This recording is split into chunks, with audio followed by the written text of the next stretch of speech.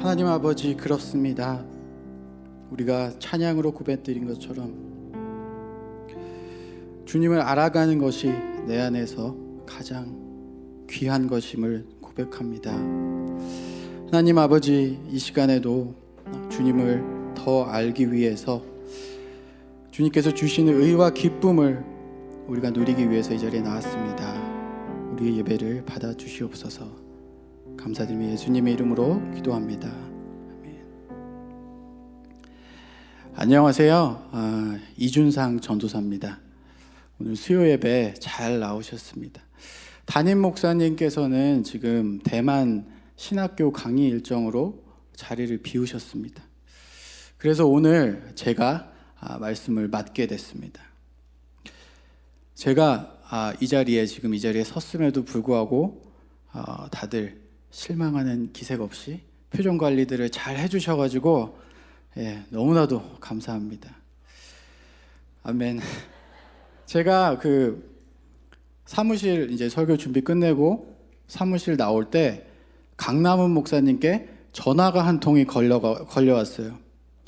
제가 자세한 내용은 듣지 못했는데 강남 목사님이 이렇게 대답했어요. 오늘 설교는 이준상 전사입니다. 아마 물어봤나 봐요, 그분께서. 그리고 나서는 통화가 길게 이어지지 않고 바로 통화 끊었습니다. 아무쪼록 그분이 꼭 이 자리에서 같이 예배 드리셨으면 좋겠습니다. 기도하고 말씀 보도록 하겠습니다. 사랑의 하나님 아버지, 오늘 수요 예배 주의 말씀 사모하면서 주의 얼굴을 구하며 그 발 아래 엎드립니다. 이 시간 이곳에 함께 하시고 주만 높임을 받아 주시옵소서. 예수님의 이름으로 기도합니다. 아멘.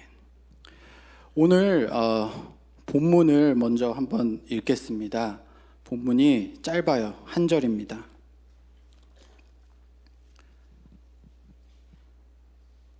자막이 나왔는데 같이 한 목소리로 읽겠습니다.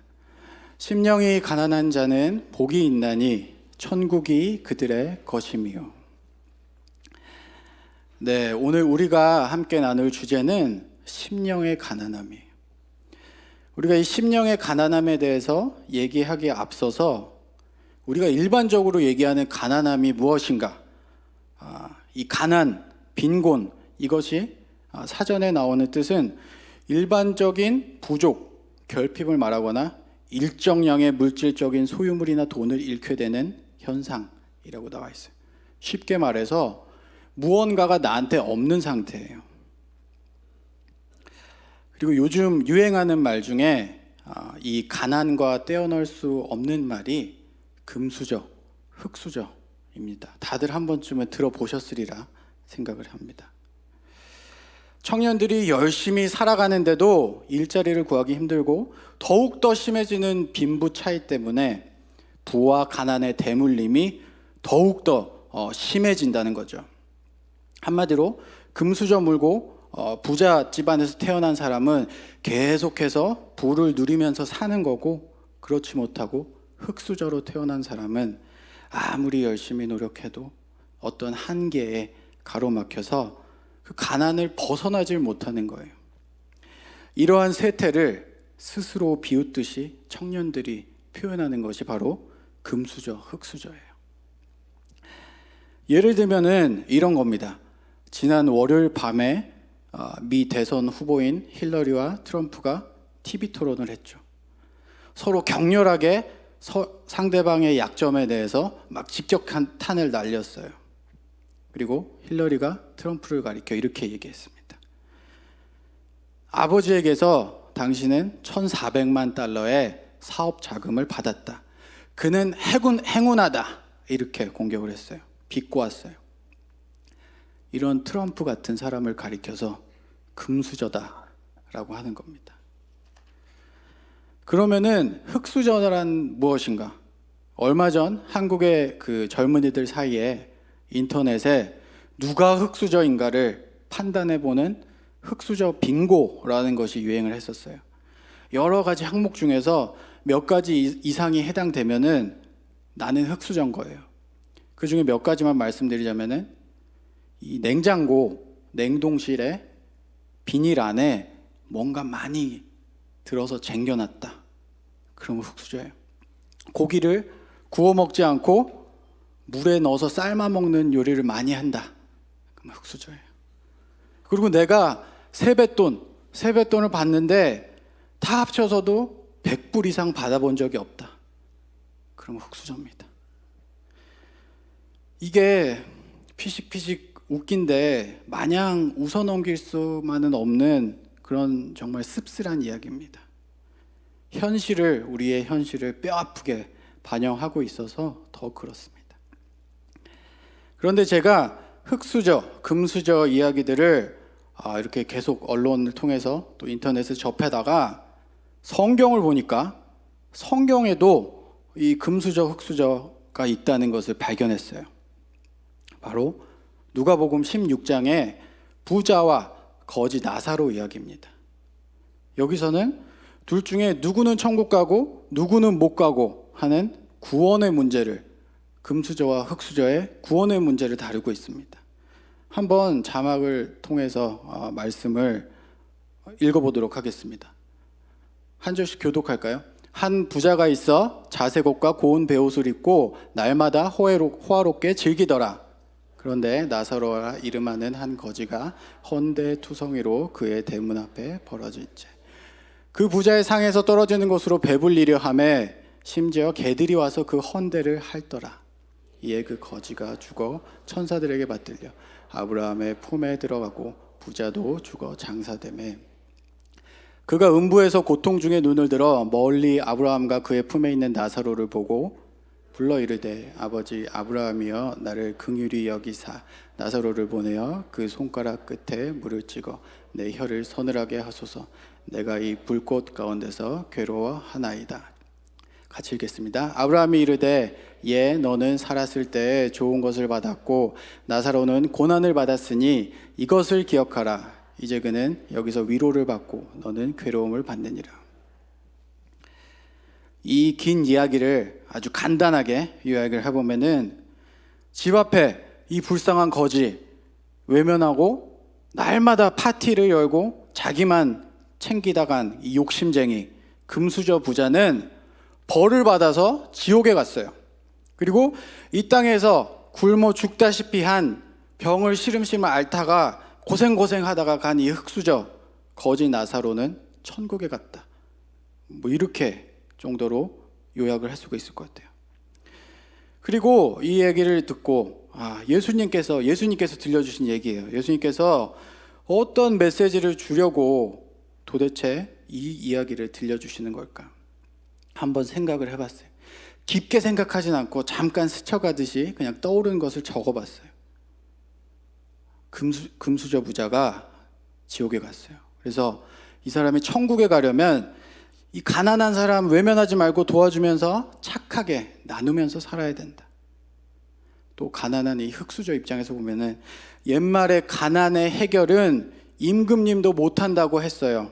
근데 이 세상에서 그 가난을 잘 견뎌내면은 하나님이 세상 임금님 대신에 천국에서 그 거지를 구제해 주신다. 이런 말일까 한번 생각을 했는데 이건 좀 아닌 것 같아요. 왜냐하면은 만약 예수님께서 그런 의도로 이야기를 들려주시는 거라면은 정말 천문학적인 액수를 기부하는 빌 게이츠나 페이스북을 만든 서커버그 맞나요? 이 주커버그라고 한국에 나오는데 이런 사람들은 아주 그냥 천국 문 앞에 1순위로 1등으로 가서 줄 서 있을 거예요. 이 주커버그 딸이 작년 12월에 태어났어요. 그러면서 이 사람이 딸이 태어나면서 느낀 아버지로서의 그 무한한 사랑과 경이로움 또 책임감으로 인해서 우리 사회는 앞으로 이 세상에 올 아이들의 삶을 더 나아지게 만드는데 투자해야 할 의무가 있다 하면서 자기가 갖고 있는 회사 지분의 99%를 기부하겠다고 밝혔습니다. 작년 시세로 450억 달러, 한화로 52조 원 정도 된다고 그래요. 상상도 가지 않는 숫자죠. 또 그뿐만 아니라 최근 며칠 전에도 이 사람이 인류의 질병 퇴치를 위한 의학 연구에다가 30억 달러 또 기부하겠다. 이렇게 얘기했어요. 얼마나 멋있습니까? 대단하죠. 만약에 이 누가복음에 나오는 부자도 이런 나누는 삶, 기부하는 삶을 살았다면은, 다른 말로 자기 대문 앞에서 굶어 죽어가는 그 나사로를 돌아봤다면은, 저 지옥에 가서 내 목에 물 좀 찍어서 발라주세요, 그렇게 애원하는 처지를 면할 수 있었을까요? 다른 말로 말해서 그 음부에 말고 천국 갔을까요? 구원받았을까요? 그렇지는 않을 거예요. 우리가 삶 가운데 처한 부와 가난, 또 우리가 행하는 그 착한 일들, 이거는 우리의 구원 문제에 있어서 아무런 영향을 끼치지 못해요. 또 내가 아무리 거지로 흙수저로 이 세상에서 불쌍하고 어려운 삶을 살았다 할지라도 내가 천국에서 그 고통을 보상받아야 된다는 법도 없어요. 성경 어디에도 그런 말은 없습니다. 그러면은 이 누가복음 16장에서 이 거지 나사로는 왜 천국에 가 있는 걸까요? 왜 구원을 받은 걸까요? 지금 시점에서는 우리가 볼 때 클리어하지 않아요. 일단 우리가 이 약간의 찜찜함을 남겨두고 이 부자와 나사로 거지 이야기는 나중에 결론 부분에서 다시 한번 돌아와서 얘기를 할게요. 일단 나사로는 그렇다 치고, 그럼 대체 어떤 사람들이 구원을 받는가? 오늘 주제 본문에 답이 있습니다. 심령이 가난한 자는 복이 있나니 천국이 그들의 것이미로. 바로 심령이 가난한 자들이 천국을 얻게 된다고 예수님께서 말씀하고 계세요. 이렇게 심령의 가난함은 우리의 구원, 우리가 천국 가는 것과 깊은 연관이 있습니다. 이것이 무엇을 의미하는지 조금 더 살펴보겠습니다. 흔히들 심령의 가난함이라고 할 때 많은 사람들이 이것을 욕심을 버린 겸손한 마음, 이 정도로 이해를 하곤 해요. 이거는 다른 종교들에서도 쉽게 찾아볼 수 있는 종목이에요. 예를 들어서 법정 스님의 무소유라던가 욕심을 다스려 이 물질 세계에 대한 집착들을 다 버리고 다른 사람에게도 선을 행하여 해탈에 이르자, 이런 식의 이야기죠. 이런 거는 얼마든지 내가 가르침을 듣고 내가 수련을 통해서 익혀서 내가 이뤄낼 수가 있는 거예요. 그걸 내가 이뤄내서 해탈하고 구원받자, 이게 세상의 메시지예요. 다른 종교들의 메시지예요. 방금 언급해드린 법정 스님도 무소유란 책도 쓰고 실제로 아무것도 빈손으로 갔잖아요. 그러나 지금 예수님께서 말씀하고 계시는 심령의 가난함은 그런 종류의 것이 아니에요. 성경에 나오는 가난이 절대적 가난과 상대적 가난, 두 가지 종류가 있어요. 근데 오늘 본문에 나오는 것은 절대적인 가난함을 이야기해요. 가난이 절대적이다라는 것의 의미는 우리 앞에 놓여있는 이 가난이 내가 내 힘으로는 어떻게 해볼 수가 없는 가난이라는 거예요. 내가 어떤 노력으로, 열심으로, 어떤 수련을 통해서 해결해낼 수 있는 것이 아니라는 거예요. 외부에서 누군가가 나를 도와줬을 때 간절히 그 도움이 필요한 상태를 말해요. 제 이야기를 좀 말씀드리겠습니다. 제가 대학교에 다닐 무렵에 수년 동안 계속해서 어려워지던 저희 아버지 사업이 결국에는 부도가 났어요. 그래서 저희 집에도 드라마에서나 보던 장면들 있죠. 집안 곳곳에 이 빨간 딱지가 붙고 또 채권자들 찾아와가지고 막 돈 달라 그러고 그랬던 것들이 기억이 납니다. 저희 가족이 살던 집도 경매로 팔려서 넘어가고 재산도 다 차압당하고 이제는 저희가 갈 곳이 없고 하늘이 무너지는 것 같았어요. 근데 그때 마침 저희 이모님 댁이 1년간 비게 되는 사정이 생겼어요. 그래서 저희 식구가 그 집에 들어가서 1년을 살았습니다. 아무리 이모 댁이라지만 남의 집 들어가서 산다는 게 그렇게 여간 마음이 불편한 게 아니더라고요. 그러나 그 후에 우리 아버지께서 여기저기서 돈도 빌리시고 또 다시 열심히 일하시고 또 저도 이런저런 일을 해서 그래도 어쨌든 전셋집이라도 얻어가지고 그 이모님 댁에서 나와서 살게 됐어요.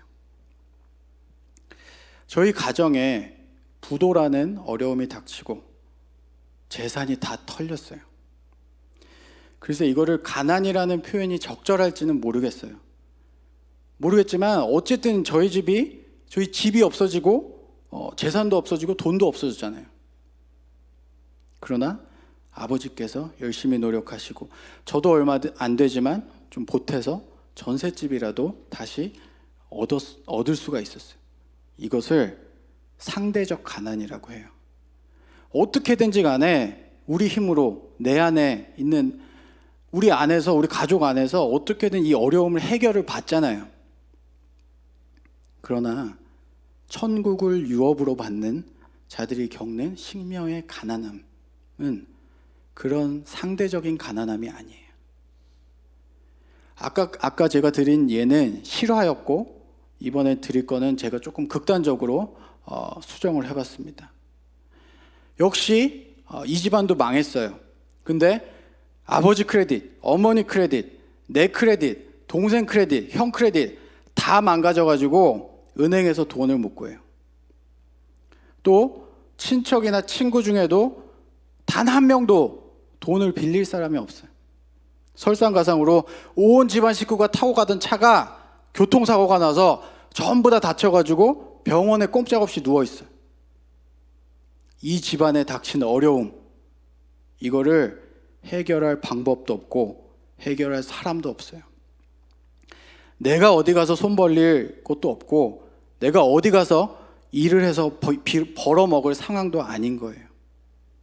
조금만 더 과장해서 얘기하면은 이제 이 가족은 나는 죽는 일만 남은 거예요. 굶어 죽는 일만 남은 거예요. 죽음이 나를 기다리고 있는 거예요.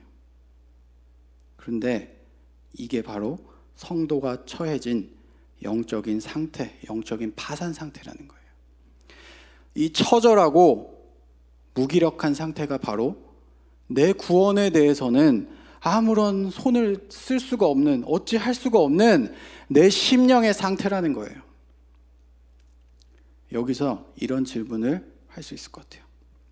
아니 왜 나는 도대체 이 심령의 가난한 앞에서 아무것도 할 수 없는 겁니까? 왜 나는 다가오는 죽음을 피할 수가 없는 겁니까? 그 이유는 심령의 가난함이 죄와 깊은 연관이 있기 때문이에요. 성경에서 죄와 심령의 가난함과의 그 관계를 아주 잘 보여주는 사람이 있어요. 바로 다윗입니다. 시편 40편 17절 자막 부탁드릴게요. 제가 읽겠습니다. 나는 가난하고 궁핍하오나 주께서는 나를 생각하시오니 주는 나의 도움이시오 나를 건지시느니라 나의 하나님이여 지체하지 마소서. 다윗은 여러 시편에 걸쳐서 나는 가난하다 이 고백을 참 많이 해요. 비단 다윗이 사울에게 쫓기는 삶을 살 때뿐만 아니라 이스라엘의 왕이 된 후에도 이런 고백을 하고 있어요. 이것은 물질적인 가난이 아니라 이 마음의 가난, 심령의 가난함을 얘기하고 있어요. 그러면서 부르짖기를 나를 도와주시고 나를 건져주소서 이렇게 얘기해요. 어디서부터 건져주시겠다고 얘기를 하는 걸까요? 바로 죄에서 건져주기를 얘기하는 거예요. 이것이 바로 심령이 가난한 자의 부르짖음이에요. 다윗의 대표적인 죄가 무엇입니까?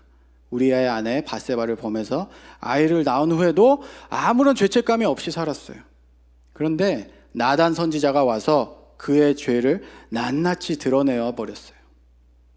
그러자 다윗은 자신의 그 죄인된 실체를 똑바로 보게 되고 깨닫게 되어서 하나님께 부르짖음으로 도움을 구하는 것이 지금 보게 될 시편 51편의 내용이에요. 시편 51편 1절에서 3절 같이 한번 읽겠습니다. 시작. 하나님이여 주의 인자를 따라 내게 은혜를 베푸시며 주의 긍휼을 따라 내 죄악을 지워주소서. 나의 죄악을 말갛게 씻으시며 나의 죄를 깨끗이 제하소서. 무릇 나는 내 죄가를 아오니 내 죄가 항상 내 앞에 있나이다. 이거를 원어 성경으로 보면은 무려 4가지 다른 단어를 사용해서 이 죄를 표현하고 있어요. 이것은 밧세바 사건뿐만 아니라 다른 모든 죄들, 그리고 그 죄의 뿌리가 되는 인간이 안고 있는 근본적인 죄, 아담의 후손으로부터 그 후손으로서 물려받은 죄의 문제까지도 지금 다윗이 언급하고 있는 거예요. 다윗은 자신이 그 죄들로 인해서 나는 절대로 하나님 앞에 설 수 없는 존재라는 것을 깨달았어요. 그의 실체를 깨달았어요. 그리고 그 죄들에 대해서도 내가 어떻게 처리할 수 있는 게 정말 아무것도 없구나, 그것도 깨달은 거예요. 그래서 단순히 내가 지은 죄를 회개합니다 이렇게 고백하는 차원을 넘어서 완전히 하나님 앞에 엎드려져서 항복하고 있는 거예요. 이것이 바로 심령의 가난입니다. 다윗의 마음이 아마도 이랬을 것 같아요. 나는 하나님이 친히 세우신 왕이고 선택하신 왕이고 꽤나 괜찮은 사람인 줄 알고 지금까지 살아왔는데, 이 밧세바 우리야 사건을 통해서 내 영혼을 한번 들여다보니까 나는 어머니 뱃속에서부터 죄인인 그런 존재였네요. 큰일 났네요. 이제 나 어떡합니까? 주의 얼굴을 내 죄로부터 돌이키시고 내 모든 죄악을 지워주십시오. 나는 이 죄의 문제를 절대로 해결하지 못합니다. 당신께서 도와주셔야지만 가능합니다 라고 기도를 하고 있는 거예요. 그러면서 다윗이 하나님께 어떤 해결책을 요청합니까? 본문 51편 7절 한번 보겠습니다. 같이 읽을게요. 시작. 우슬초로 나를 정결하게 하소서. 내가 정하리이다. 나의 죄를 씻어주소서. 내가 눈보다 희리이다. 자신의 죄를 깨끗하게 할 수 있는 것은 우슬초밖에 없다, 이렇게 얘기합니다. 우슬초라는 것 어디서 많이 들어보셨죠? 이 우슬초는 출애굽기 6월절 사건에서 맨 처음 나왔어요. 출애굽기 12장 22절, 23절을 우리 같이 한번 읽어보겠습니다. 시작. 우슬초 묶음을 가져다가 그릇에 담은 피를 적셔서 그 피를 문 인방과 좌우 설주에 뿌리고 아침까지 한 사람도 자기 집 문 밖에 나가지 말라. 여호와께서 애굽 사람들에게 재앙을 내리려고 지나가실 때에 문 인방과 좌우 문설주의 피를 보시면 여호와께서 그 문을 넘으시고 멸하시는 자에게 너희 집에 들어가서 너희를 치지 못하게 하실 겁니다. 여러분께서 아주 잘 아시다시피 출애굽 당시 6월절 사건 때 어린 양의 피를 이 문설주에다 바른 집들만 장자들이 죽음을 피했어요. 면했어요. 애굽의 모든 장자들에게 죽음이 닥치는데 그 어린 양의 피를 바른 집은 죽음을 피한 거예요. 그 피로 살았어요. 이때 어린 양의 피를 바를 때 사용한 것이 바로 우슬초예요. 그리고 이것은 예수 그리스도의 보혈의 공로로 죽음을 면하고 생명을 얻게 되는 우리 성도들의 구원의 이야기로 연결이 됩니다. 오늘 본문 그 9절 마태복음 5장 3절 이것을 원어에 나오는 어순대로 다시 배열을 해봐서 제가 읽어드릴게요. 복이 있도다 심령이 가난한 자여, 왜냐하면 천국이 저들의 것이기 때문이다. 복이 있도다 먼저 선포를 합니다. 예수님께서 이 복을 영어로 얘기하자면 행복하다 그럴 때 이 해피니스가 아니고 bless의 개념에 더 가까워요. 근데 이 bless란 단어의 어원을 쭉 추적해서 거슬러 올라가다 보면은 고대 영어에서 이런 게 있었다고 그래요. 블레드시안이라는 단어로부터 이 블레스라는 단어가 온 거예요. 그 뜻이 바로 피로 신성하게 하다라는 뜻입니다. 다른 말로 예수 그리스도의 피로 죄를 씻겨서 정결케 되는 복을 이야기하는 거예요. 다른 게 복이 아니에요, 여러분. 바로 그것이 성도가 누리게 되는 복입니다. 내가 예수 그리스도 십자가의 공로로 말미암아 죄를 씻음 받아서 내가 어찌 손도 써볼 수 없는 이 막막한 내 심령의 가난함의 상태에서 비로소 벗어나게 되고 예수님과 함께 영원한 생명을 누리게 되는 천국의 삶을 사는 것, 이것이 우리 성도가 누릴 진짜 복입니다. 아멘이십니까? 이게 기독교 신앙의 처음과 마지막이잖아요. 여기서 뭐가 더 필요합니까? 이게 기독교 신앙의 전부예요. 다른 건 필요가 없어요. 그래서 예수님께서 이 산상수훈의 첫 번째 가르침에다가 심령이 가난한 자는 복이 있나니 천국이 저희 것. 우리 신앙생활의 본질과 핵심이 무엇인지를 분명하게 먼저 박아놓고 시작을 하시는 거예요. 시편 51편 17절에서 다윗은 나단 선지자를 통해서 이 진리를 깨달은 거예요. 17절에 이렇게 고백을 하죠. 하나님께서 구하시는 제사는 상한 심령이라. 하나님의 상하고 통회하는 마음을 주께서 멸시하지 아니하시리이다. 다윗이 이렇게 고백하는 거예요. 하나님, 당신께서 원하셨던 것이 바로 이 상한 심령, 이 심령의 가난함이었군요. 내가 이 죄에 대해서 아무것도 할 수 없는 절대적인 도움만을 필요로 하는 존재임을 깨닫는 바로 그것을 내게서 원하고 계셨군요 하는 거예요. 그래서 이 성도라면은 반드시 이 심령의 가난함의 자리로 밀려 내려가게 돼 있어요. 이 자리를 피해갈 수가 없는 거예요. 사람이 그 자리에 있어 봐야지, 그래야지만 내가 얼마나 간절히 예수가 필요한 사람인 줄 알고 진짜 믿음을 내가 갖게 되는 거예요. 이런 말을 하시는 분이 계실지 모르겠습니다. 나는 그런 가난한 걸 원하지 않아요. 나는 그렇게 질이 멸렬하게 믿는 거 내 스타일 아니에요. 나는 이왕 믿을 거 폼나게 믿고 싶습니다. 혹 이런 분들이 계실지 모르겠어요. 저도 예전에 그런 기도 했었고, 아마 다들 이런 기도들 한 번씩 해보셨을 거예요. 하나님, 나도 저 빌 게이츠나 주커버그처럼 성공하게 해주시면은 멋지게 천문학적인 액수를 딱 기부해서 크리스찬의 삶이, 이 기독교 신앙이라는 것이 이렇게 멋지고 본받을 만한 것이라는 것을 내가 증명해내겠습니다. 자, 저는 준비됐습니다. 이제 한번 쏟아 부어주세요. 얼마나 훌륭한 전도의 도구가 되겠습니까? 나를 그렇게 써주세요. 좋아요. 멋있어요. 폼나요. 다 좋은데 그거는 급한 게 아니에요. 그건 나중에 내 형편 되면은 해도 되고 안 해도 돼요. 그렇게 부르짖기 전에 하나님의 택함을 받은 성도라는 자들이 반드시 거쳐가야 할 자리가 있는 거예요. 따로 있어요.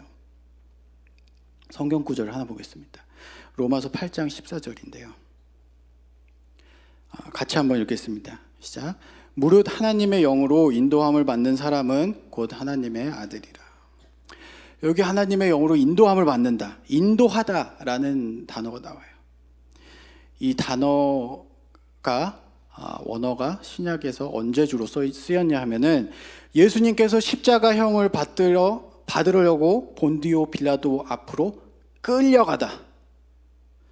사도행전에서는 사도들이 감옥에 끌려가다, 이럴 때 쓰이는 단어예요. 우리가 흔히 생각하는 인도함을 받다, 우리가 식당에 들어가면은 웨이트리스가 와가지고 자리로 이렇게 안내해 주죠. 또 우리가 주일날 예배당에 오면은 예배부원들께서 자리로 안내해 주세요. 그런 점잖은 표현하고는 거리가 있는 표현이에요. 하나님의 아들들, 천국을 유산으로 받는 자들은 하나님의 영이 어디론가 인도해 가요. 그게 어딘가요? 성령께서 십자가 앞으로 끌고 가시는 거예요. 이 십자가가 예수님에게는 가난한 심령, 상한 심령의 자리였어요. 그 자리에서 예수님께서 어떻게 외치셨어요? 아버지여, 아버지여, 어찌하여 나를 버리셨나이까? 예수님의 심령이 십자가 위에서 깨졌어요. 그런데 그 깨짐의 자리에서 우리가 살아난 거예요. 로마서 8장 17절 말씀 같이 또 한번 읽겠습니다. 시작. 자녀이면 또한 상속자 곧 하나님의 상속자요 그리스도와 함께한 상속자니 우리가 그와 함께 영광을 받기 위하여 고난도 함께 받아야 할 것이니라. 우리 심령이 가난한 자는 성도는 천국을 상속받는 자예요. 그런데 그냥 상속자가 아니라 그리스도와 함께하는 상속자다 이렇게 얘기하고 있어요. 그래서 우리가 그 천국에서의 하나님과 함께하는 그 영광을 누리기 위해서는 십자가의 고난도 함께 받아야 되는 거예요. 그 자리에서 우리의 심령이 깨져서 모두 비워내지고 그 속에 하나님의 은혜만이 오롯이 채워져야 되는 겁니다. 이제 내가 이 세상 가치로 삼고 생명처럼 여기고 꼭 붙들고 살던 것들, 그 붙잡았던 손을 펴고 이제 예수님만 붙들고 사는 거예요. 그게 진짜 우리가 생명을 누리는 길입니다. 우리 삶에 어떤 어려움이 닥쳐올 때 우리는 주님 앞에 나가서 기도합니다. 그때 우리가 내 코앞에 있는 이 문제 해결해 주세요. 하나님 그건 나한테 허락해 주시옵소서. 기도를 합니다. 그런데 그런 기도들을 100이면 100 하나님께서 다 들어주시나요? 물론 하나님의 선하신 뜻 안에서 허락하시는 것도 있어요. 근데 100% 다 들어주진 않아요. 그렇게 기도응답이 안 될 때 이거는 하나님 뜻이 아닌가 보네. 이렇게 내 고집을 부리기보다는 하나님의 뜻에 더 귀를 기울이게 돼요. 그리고 계속해서 그렇게 기도하다 보면은 내 손에서 그렇게 꽉 쥐고 놓지 않고 있던 것들, 그것들 하나씩 놓게 되는 거예요. 그리고 그렇게 계속해서 기도하다 보면은 내 손에는 뭐만 남아있을까요? 내 손에는 예수님의 옷자락만 붙들게 되는 겁니다. 이게 바로 하나님께서 우리에게 원하시는 거예요. 예수님만 붙드는 가난한 심령의 자리로 우리를 초대하시는 거예요. 인도하시는 거예요. 아니, 그 자리로 우리를 끌고 가시는 거예요. 이렇게 심령의 가난은 성도에게 있어서 꼭 필요한 자리인 것입니다. 이제 말씀을 정리하겠습니다.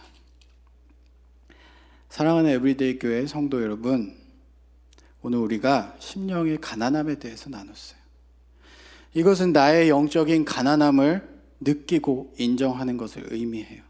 다른 종교에서도 추구하고 수련하는 단순히 어떤 욕심을 버린 겸손한 마음, 무소유의 삶, 이런 종류의 것이 아닌 거예요.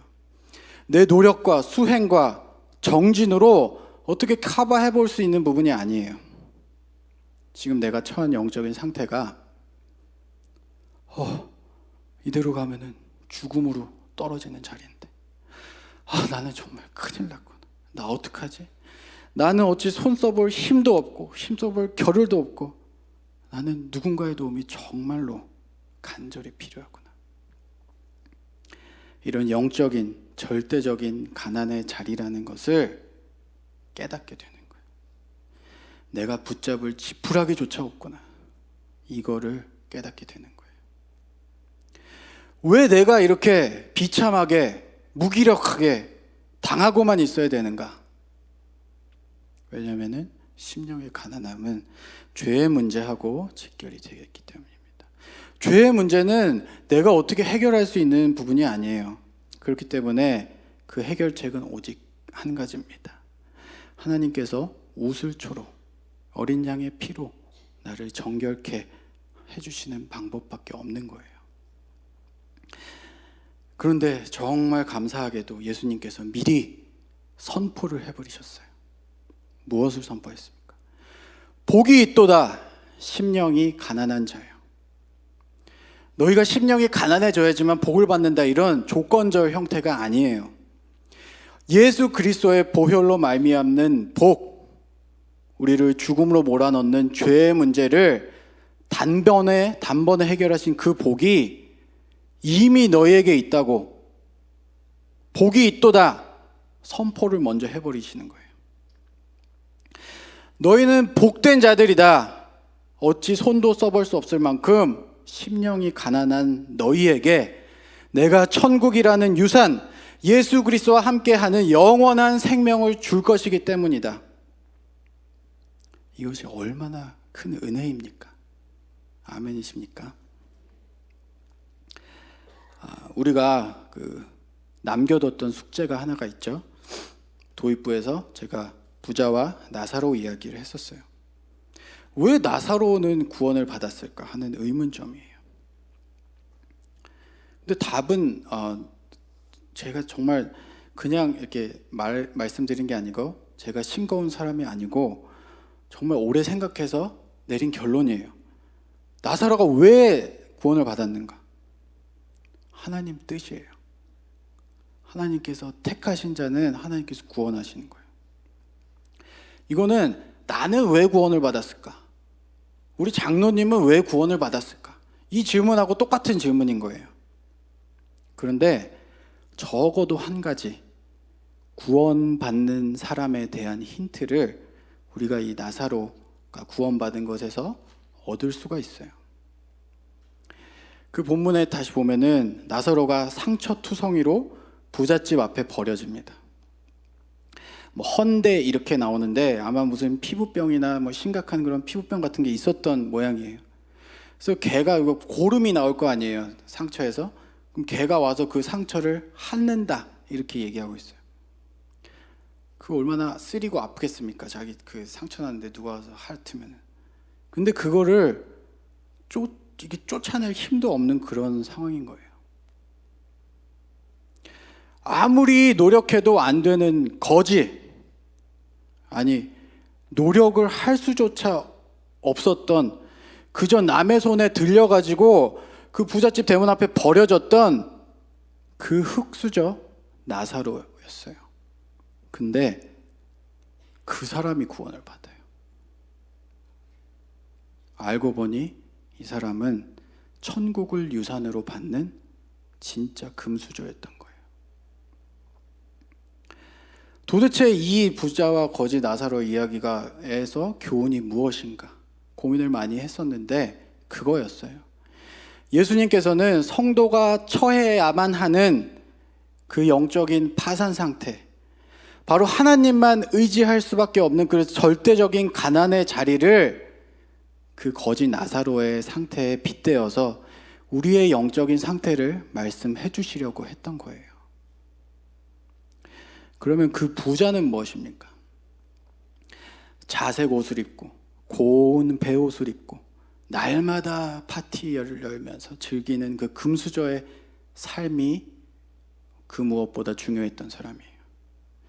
그 즐거운 일상에 그 눈이 가려가지고 나는 하나님 없이도 얼마든지 살 수 있다, 이렇게 잘 산다 착각했던 사람이에요. 그런데 그 사람의 말로가 어떻습니까? 음부에서, 지옥에서 나 물 한 모금만 찍어서 내 목에 묻혀주세요. 지옥에서 누가 제발 나 좀 도와주세요 하는 지옥의 흙수저. 여러분, 지금 여러분이 처한 영적인 자리는 어디입니까? 나는 크게 하나님한테 매달리지 않아도 직장 생활 문제 없고 사업도 잘 돌아가서 애들도 잘 크고 그래가지고 적당히 주일 예배 참석하고 적당히 신앙생활을 하고 적당히 착하게 살고, 그렇게 살다 보면 적당히 구원도 받겠지. 그런 사람들이 구원받는 게 아닙니다. 우리 일상이 분주하고 교회를 다니는 것이 어떤 루틴이 돼버리면은 우리가 영적으로 무뎌지게 되기가 쉬워요. 아무래도 우리 영혼의 그 깊은 내면을 들여다볼 이유라든가 여유, 그 여건이 마련되기가 힘들 거예요.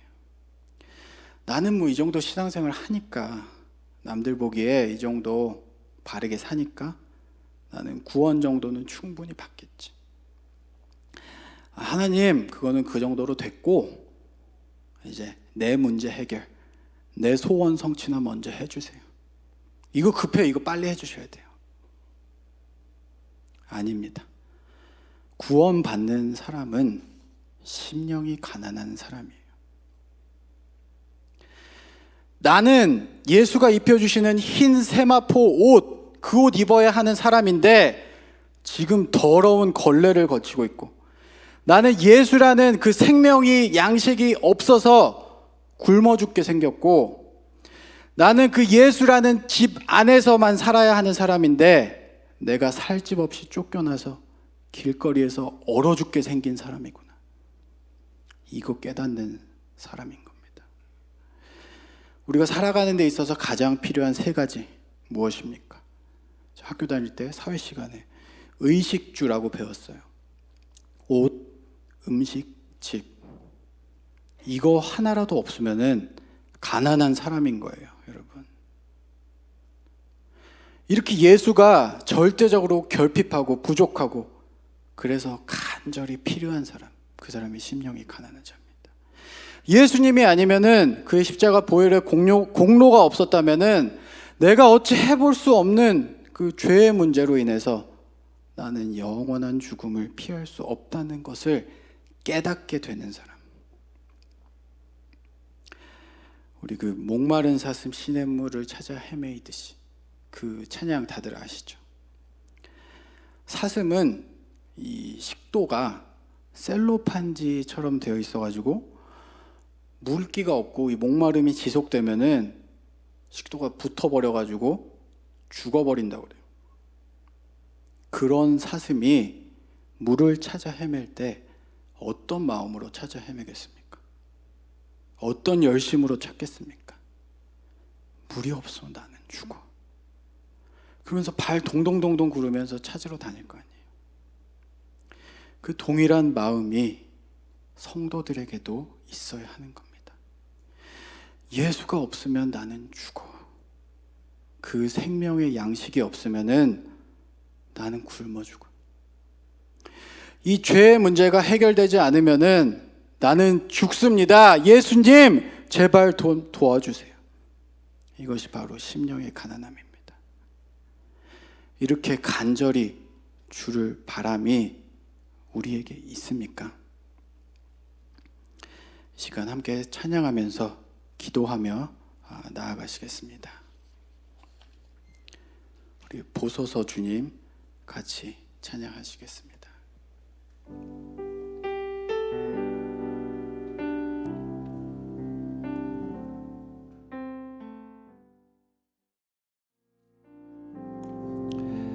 주님, 우리 다음 세대를 위해서 기도합니다. 그들의 인생을 주관하는 모든 다스림의 주권이 오직 하나님 당신께만 있음을 이 시간 고백합니다. 걱정이 아닌 기도하는 부모 되게 하시고, 그 우리 아이들에게 생수의 강을 흘려보내 주셔서 말씀이 없는 메마른 그들의 삶 가운데, 환경 가운데 주님 생명의 물을 공급하여 주시고 당신의 날개 아래 품으사 세상의 도전을 이겨낼 수 있는 힘과 용기 허락하여 주시옵소서. 감사드리며 예수님 이름으로 기도합니다.